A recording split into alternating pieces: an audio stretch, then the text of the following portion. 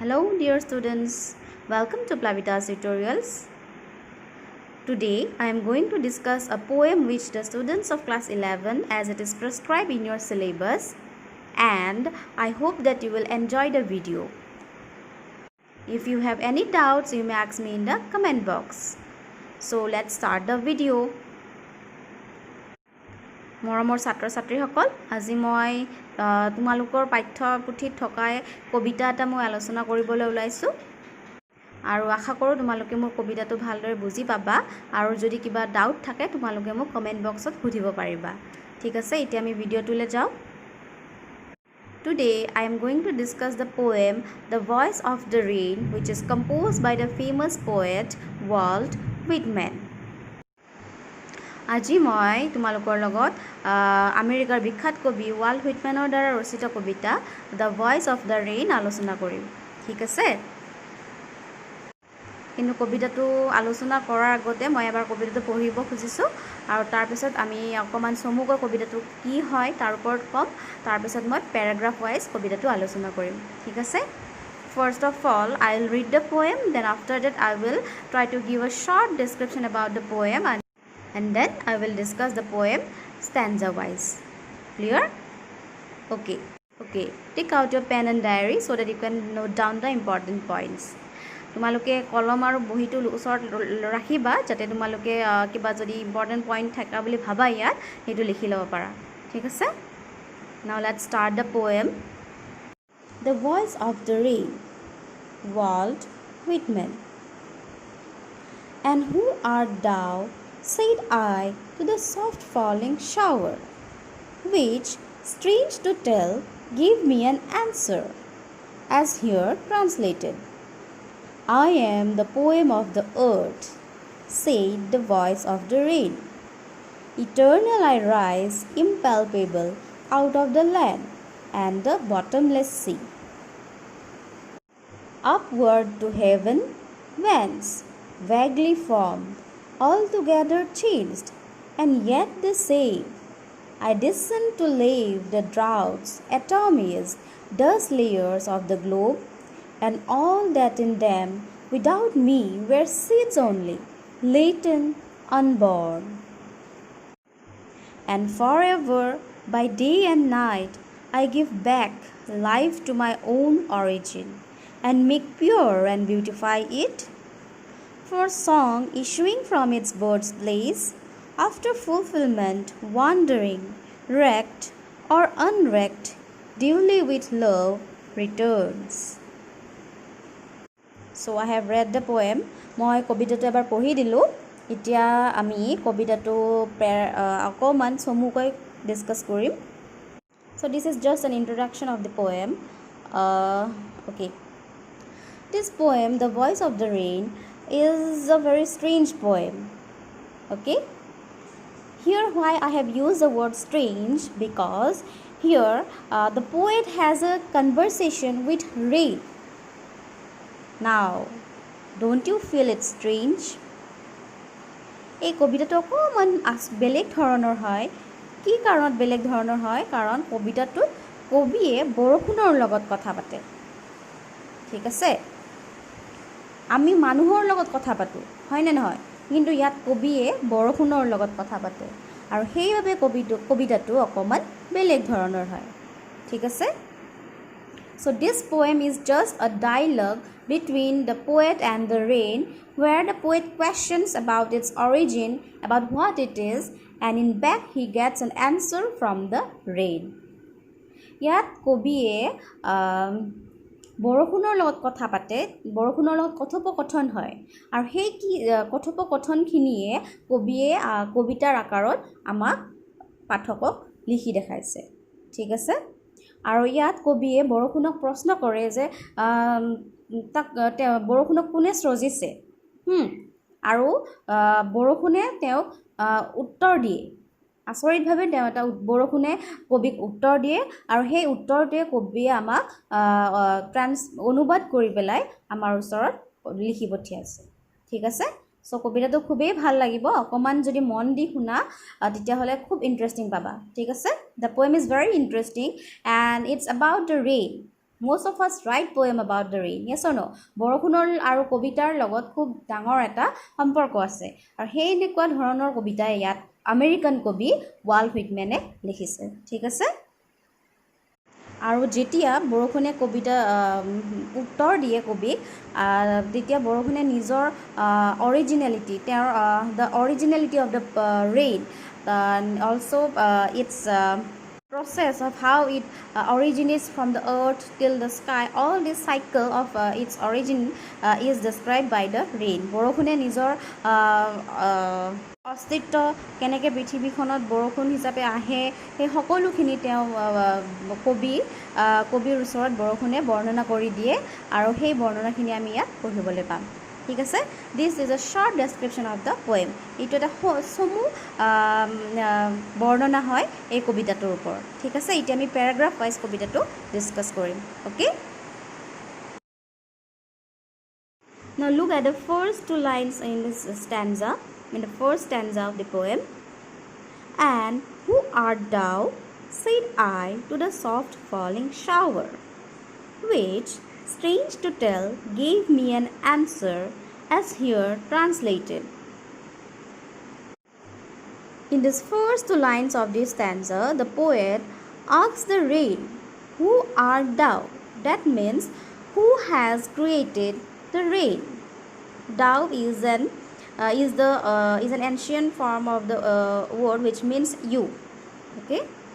So here the poet asks the rain, who has created it?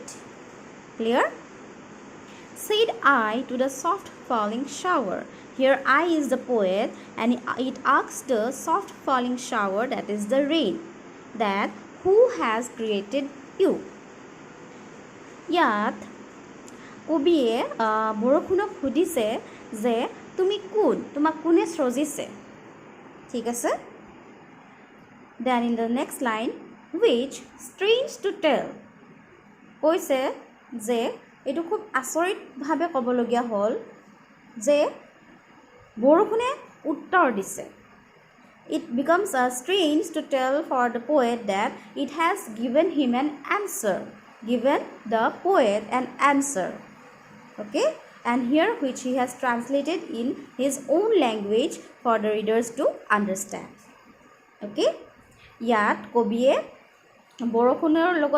বৰষুণক যেতিয়া প্ৰশ্ন কৰিলে যে তোমাক কোনে সৃজিছে আৰু তেতিয়া যেতিয়া বৰষুণে উত্তৰ দিলে এইটো এটা আচৰিতভাৱে ক'বলগীয়া উত্তৰ হ'ল সেই কাৰণে কবিয়ে কৈছে যে এইখিনি কথা মই আচৰিতভাৱে অনুভৱ কৰিলোঁ যে মোক বৰষুণে উত্তৰ দিছে এইটো এটা অনুভৱ হয় আমিতো কেতিয়াও বৰষুণে কথা সুধে জানো বৰষুণে উত্তৰ দিব নিদিয়ে The rain never answers, but it is just a feeling which the poet finds and he tries to translate it in front of the readers. Okay, clear? Are you clear with these two lines? I am the poem of the earth, said the voice of the rain. এবাৰ বৰষুণে উত্তৰ দিছে যে মই পৃথিৱীৰ কবিতা মই পৃথিৱীৰ গান said the voice of the rain বৰষুণৰ মাতটো ওলাইছে আৰু বৰষুণে নিজৰ মুখেৰে কৈছে যে মই পৃথিৱীৰ কবিতা the voice of the rain emerges and it says that it is the poem of the earth okay doesn't it look strange can we hear the voice of a rain we only hear the droplets of the rain that falls on the earth yes or no and this is the voice which speaks something to us okay and which the poet tries to express through his feelings to us okay and so the rain says that it is the poem of the earth এই কাৰণে বৰষুণে কয় যে মই পৃথিৱীৰ কবিতা ঠিক আছে eternal I rise impalpable out of the land and the bottomless sea so here the rain says so since the answer of the rain starts from here that is the I am the poem of the earth so till the end of the poem we will see only the answer which is spoken by the rain and which is depicted by the poet through his language okay so here the rain says that eternal I rise that means he rises endlessly impalpable out of the land and the bottomless sea.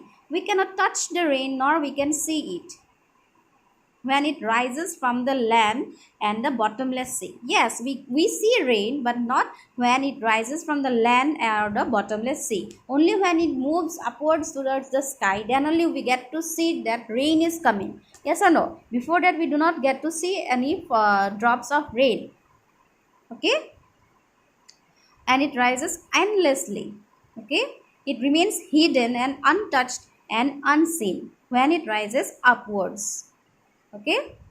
যেতিয়া বৰষুণে পৃথিৱীৰ পৰা সৃষ্টি হৈ ওপৰলৈ যায়, আকাশৰ ওপৰলৈ যায়, তেতিয়া আমি বৰষুণক দেখিবলৈ নাপাওঁ, অদৃশ্য হৈ থাকে। আমি বৰষুণ দেখিবলৈ পাওঁ যেতিয়া বৰষুণে পানীৰ টোপাল হৈ পৃথিৱীত পৰে, হয়নে? কিন্তু তাৰ আগত আমি বৰষুণ দেখিবলৈ নাপাওঁ। তেতিয়া বৰষুণটো ফৰ্ম হৈ থাকে, গঠন হৈ থাকে। যেতিয়া মাটিৰ পৰা যেতিয়া আকাশৰ ওপৰলৈ যাব, তেতিয়া কি হয়, বৰষুণ আমি আকাশৰ পৰা যেতিয়া বৰষুণ আমাৰ টোপাল হৈ পৰিব, তেতিয়াহে আমি বৰষুণ দেখিবলৈ পাওঁ। ঠিক আছে? এইখিনিয়ে প্ৰথম পেৰাগ্ৰাফটোত কবিয়ে ক'ব বিচাৰিছে যে বৰষুণ আৰু কবিৰ মাজত কথোপকথন হৈছিল, য'ত বৰষুণে নিজৰ উত্তৰটো এনেকৈ আৰম্ভ কৰিছে। ঠিক আছে?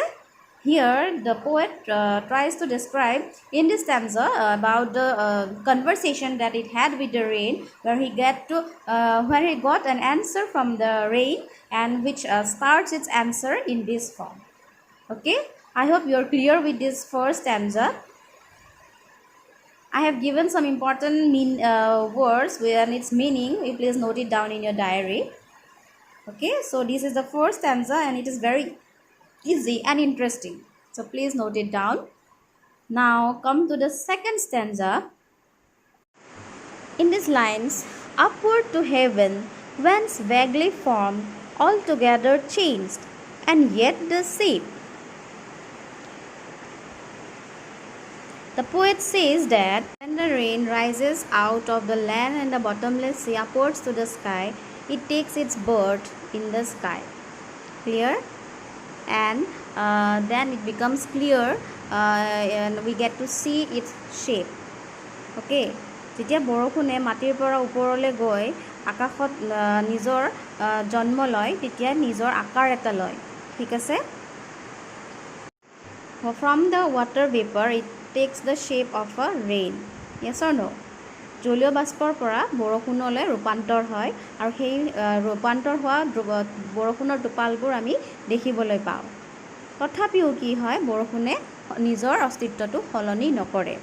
Although it has changed its shape from the land and the bottomless sea towards the sky, then from the water vapor to the droplets of rain, yet it changes only its shape, but it doesn't change its originality. Clear? This is what it tries to say in the first two lines. Okay? Then it says, I descend to lay the dross, atomies, dust layers of the globe, and all that in them without me were seeds only, latent, unborn.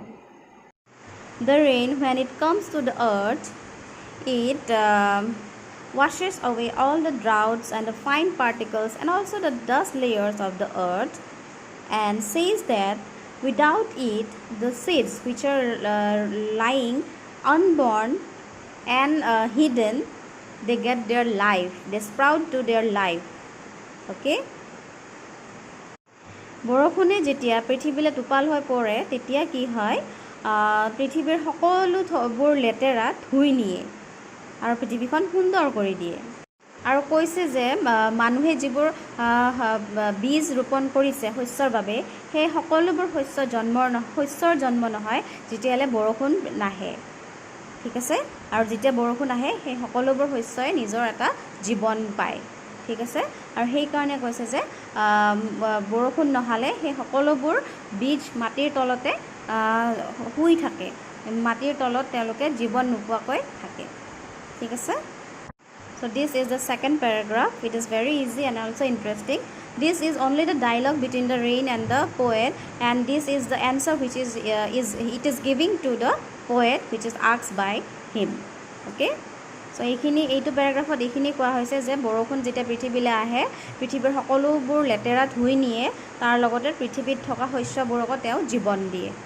ঠিক আছে এইটো হৈছে আমাৰ second প্যাৰাগ্ৰাফৰ description যদি বুজি পোৱা নাই মোক কমেন্ট বক্সত সুধিব পাৰিবা ঠিক আছে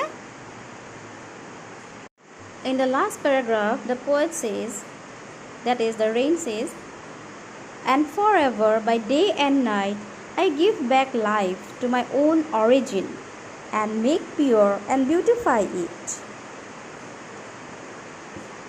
What do you understand by these lines? Okay. Here the rain says that it performs its duty endlessly day and night and after that it gives life back to the place of its origin that is the earth from where it has born. Okay. It purifies the earth by washing all the dust particles and also its impurities and then it beautifies it okay বৰষুণে দিন ৰাত একাকাৰ কৰি পেলাই পৃথিৱীখনৰ সকলোখিনি লেতেৰা নোহোৱা কৰি দিয়ে আৰু পৃথিৱীখনক এটা নতুন জীৱন দিয়ে য'ত বৰষুণৰ জন্ম হৈছে আৰু সকলোবোৰ লেতেৰা ধুই নি পেলাই পৃথিৱীখন শুদ্ধ আৰু ধুনীয়া কৰি দিয়ে ঠিক আছে and this is the song of the earth আৰু এইটোৱে হৈছে পৃথিৱীৰ গান পৃথিৱীৰ কবিতা this is the poem of the earth which is rain and that is why the rain says that I am the poem of the earth আৰু সেই কাৰণে কবিয়ে পৃথিৱী বৰষুণে কৈছে যে মই পৃথিৱীৰ কবিতা কাৰণ মই পৃথিৱীখনৰ সকলোখিনি লেতেৰা ধুই নি পৃথিৱীখন শুদ্ধ আৰু ধুনীয়া কৰি দিওঁ ঠিক আছে then it says in these lines for song issuing from its bird's place after fulfillment wandering wrecked or unwrecked duly with love returns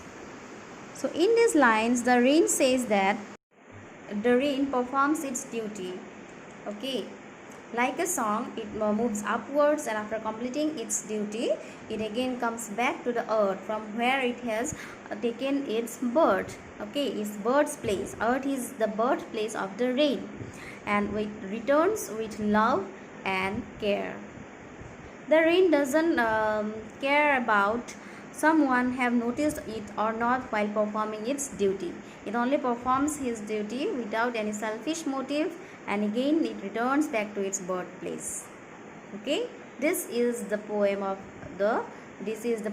the earth it is the voice of the earth it is a song which is performed very clearly without any selfish motive okay this is the last paragraph বৰষুণে নিস্বাৰ্থভাৱে নিজৰ কামবোৰ কৰি যায় পৃথিৱীখন ধুনীয়া কৰি পৃথিৱীখন সুন্দৰ কৰি শুদ্ধ কৰি পেলাই আকৌ নিজৰ জন্মস্থান পৃথিৱীলৈ ঘূৰি আহে মৰম আৰু ভাল পোৱাৰ সৈতে ঠিক আছে আৰু এনেকৈ বৰষুণে নিজৰ দায়িত্ব পালন কৰে আৰু এইটোৱে হৈছে বৰষুণৰ কবিতা এইটোৱে হৈছে পৃথিৱীৰ কবিতা যাক কবিয়ে নিজৰ ভাষাৰে আমাৰ মাজত লৈ আহিছে ঠিক আছে this is the conversation of the rain and the poet which we got to read as the poem the voice of the rain I hope you have understood it very clearly and if you have any doubts you may ask me in the comment box আৰু যদি বুজি পাইছা তেতিয়াহলে মোক ভালদৰে জনাবা আৰু যদিও বুজি পোৱা নাই মোক